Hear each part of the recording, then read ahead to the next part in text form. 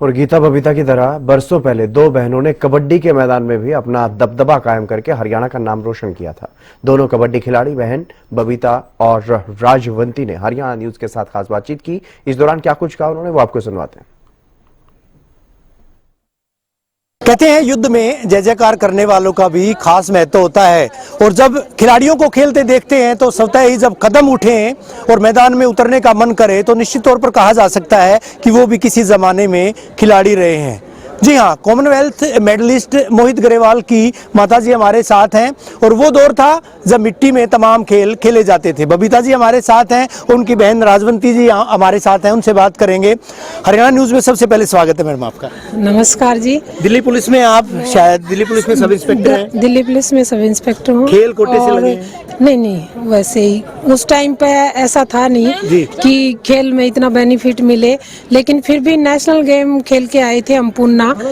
उसमें 94 में ही हुए थे शायद पूना में, तब हम हरियाणा की टीम फर्स्ट आई थी। स्कूल गेम्स में? नहीं, नेशनल गेम में, वो सीनियर वाली में। जी। और उसके बाद जैसे हमारे जो ये हुई थी ना सर्कल कबड्डी, हम फर्स्ट बार खेले थे यहाँ पर हरियाणा की टीम में। झज्जर खेले थे तो वहाँ पे हमारे जैसे टीम थी भिवानी की टीम में हम दोनों बहन थी। एक बार एक रेड डाल रही थी, एक बार एक रेड। गीता बबीता का जिक्र आता है, कुश्ती की बात करें, गीता बबीता ने कमाल कर दिया, दंगल मूवी भी बनी उनके ऊपर। तो ये बबीता और राजवंती जो है वो गीता बबीता की तर्ज पे? यस, उस टाइम अगर होता कुश्ती होता रेसलिंग होता तो मैं फर्स्ट आती हर एक जगह, क्योंकि मेरा यही था कि अच्छी पावर थी और फादर ने मेरा इतना वो कर रखा था कि जैसे गेम्स में गांव में ही अपना ग्राउंड बना रखा था। अच्छा, उस दौर में तो कहीं न कहीं लड़कियों को खिलाना, लड़कियों को बाहर भेजना कहीं न कहीं ऐसा नहीं था।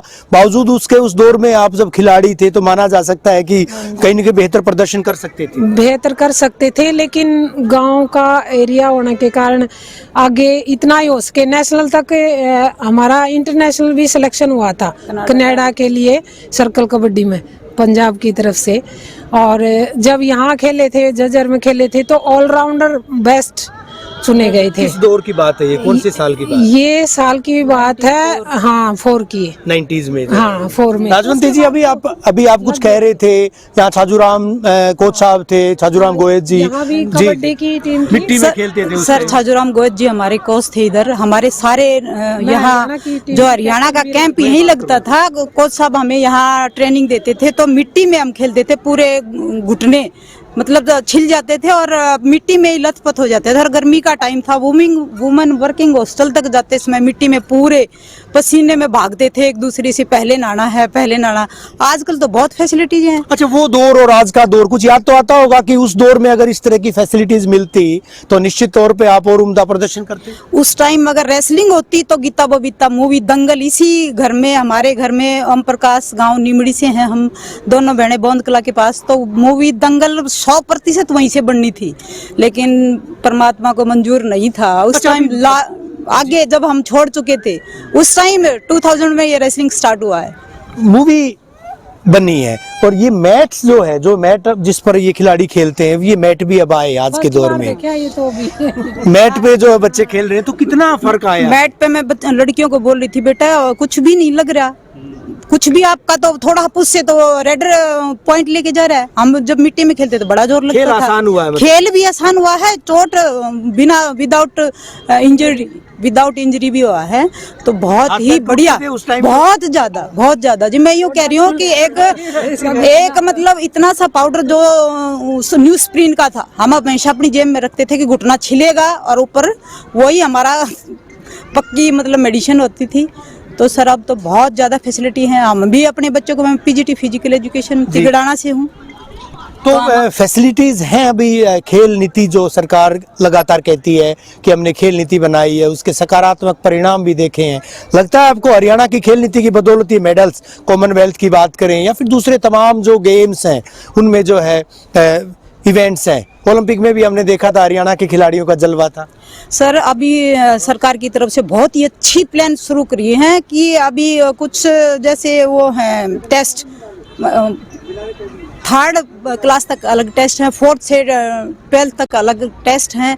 उसके बाद बच्चों को एक नर्सरी में लेकर उनकी डेली मंथली उनके पैसे हैं, और नर्सरी हर गांव में नर्सरी खोल रखे हैं। बहुत ही स्टेडियम भी खोले गए हैं सरकार के द्वारा, तो बहुत उनका भी ज्यादा। बबीता जी बेनिफिट है कुछ, जो खेल स्टेडियम खोले जा रहे हैं लगातार? उनका बहुत ज्यादा बेनिफिट है, क्योंकि हम तो ये भिवानी में ही था जब खेले थे, गांव में नहीं था स्टेडियम। अब इस टाइम पे गांव में भी बना हुआ है, हर एक गांव में बना दिया। जैसे हमारा गांव है निमड़ी, उसमें भी बना हुआ है, बामला है, इसमें भी बना हुआ है, और ससुराल में और रेसलिंग का मैट भी लगा हुआ है। पूरा परिवार इस गेम से मायके में भी और ससुराल में भी तमाम जगहों पर अब तो मैट और ये ग्राउंड जो है ये सारे के सारे पीछे हैं जी। मोहित के पापा जी हैं, वो सेफ गेम गोल्ड मेडलिस्ट हैं।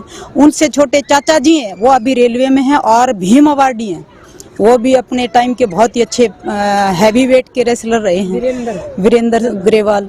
और उसके बाद उन्हीं के पदचिन्हों पे ये मोहित ग्रेवाल चला है। अभी उनसे छोटा अभी ये वीरेंद्र का बेटा है, 9th क्लास में है, उनको तैयार कर रहे हैं। चलिए, खेल की पृष्ठभूमि से तमाम लोग जुड़े हुए हैं। आज गीता बबीता का नाम सुना था, लेकिन बबीता राजवंती से हम आपको रूबरू भी करवा रहे हैं, और इन्होंने बताया है कि किस तरह से यहाँ पर खेल होते थे। छाजूराम गोयत यहाँ पर कोच, कबड्डी के नामी कोच हैं, हरियाणा के DSO भी यहाँ पर रहे हैं। उनके मार्गदर्शन में यहाँ पर जो है वो खेलते थे, यहीं से खेल की शुरुआत की थी। और वो दौर और आज का दौर, काफी बदलाव आया है, काफी फैसिलिटीज मिली है, मैट मिला है, दूसरी तमाम सुविधाएं, तमाम जो जिस तरह से जो खिलाड़ियों को प्रोत्साहन मिलना चाहिए वो दिया भी जा रहा है। वीडियो जर्नलिस्ट सुमित अवस्थी के साथ रवि जांगड़ा, हरियाणा न्यूज।